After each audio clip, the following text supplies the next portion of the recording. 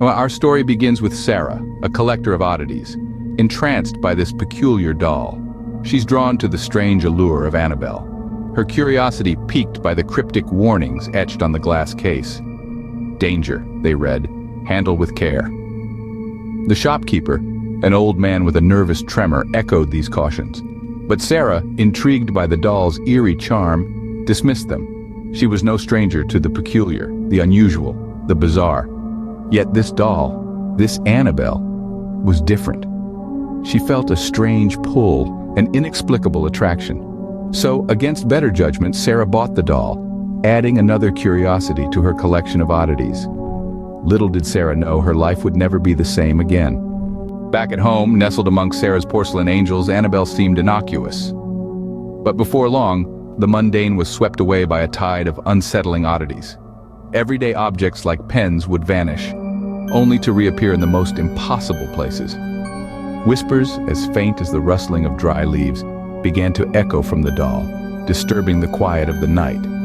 Then, one chilling morning, Sarah discovered scratches across her arm. Forming the word "help" in ragged crimson lines, it was a chilling message etched in her very skin. The fear that had been gnawing at the edges of her consciousness began to take hold, consuming her thoughts and making her question her sanity.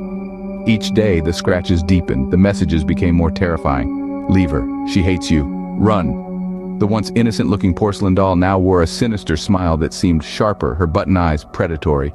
Sleep, once a solace, was now a battlefield for Sarah. The once serene nights transformed into a chilling theater of the paranormal.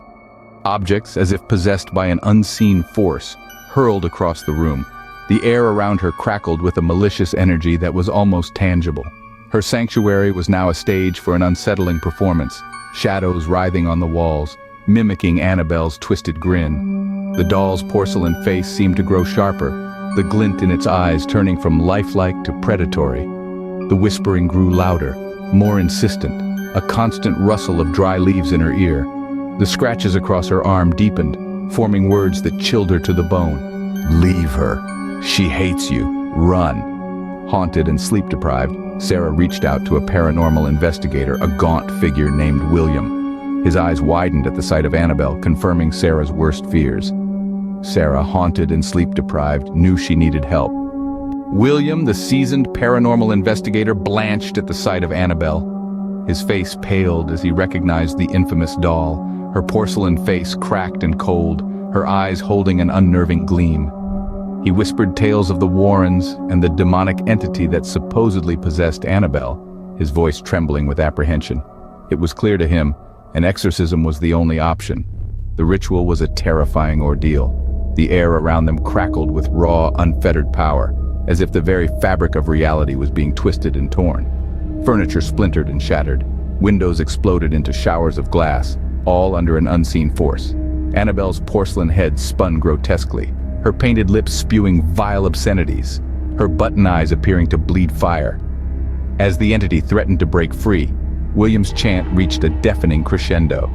The air seemed to still for a moment, before a guttural scream ripped from the doll. Then an echoing silence. The power that once thrummed in the air was gone, leaving only the remnants of the terrifying ordeal. Annabelle remained inert, the darkness within vanquished. Sarah, her body trembling from the ordeal, cautiously approached the silent figure. The porcelain face, once cracked like old ice, now seemed to hold a different glint, one that was not chilling but oddly comforting. Sarah placed Annabelle back into her glass case, the very one she'd been bought from. But this time, the inscription on the glass read, "Thank you."